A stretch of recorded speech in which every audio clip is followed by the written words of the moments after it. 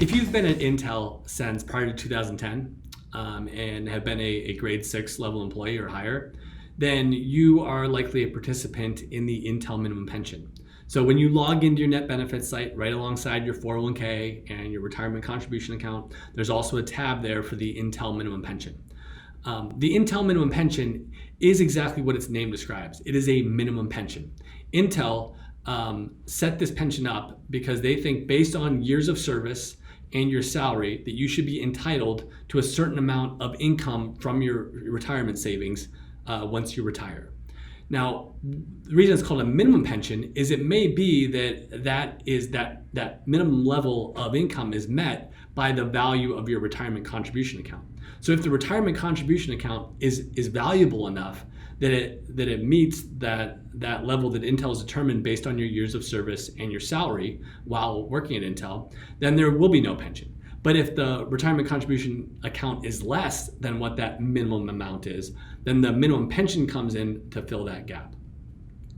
The most common issues that we advise our clients on as it relates to the Intel minimum pension is one, whether to, and if you are going to plan for it, how to plan for it.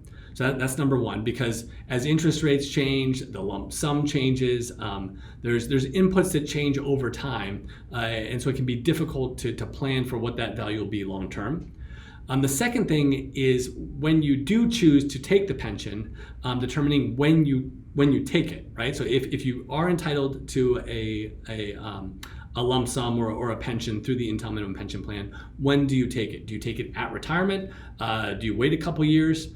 And then the last thing that we help our clients decide is whether to take a lump sum or whether to take it as an annuity. So if they are entitled to it, do they take it as a lump sum, which can be rolled into an IRA? So you're not paying taxes on it when you receive it. You put it in your IRA where it continues to grow tax deferred until you distribute from your IRA.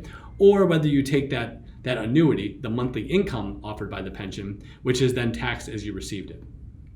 The answers to all of those questions, how we plan for it, whether to take the lump sum, when to take the lump sum or the annuity, all of those are very dependent on the individual situation, right? Depending on that person's cash flow needs, that person's ability to support their lifestyle with other incomes or their tax rates in the periods after retirement or numerous years following retirement, the suggestion may be different, right? It's also going to depend on the value of the lump sum when they retire. As interest rates change, the value of that lump sum changes as well.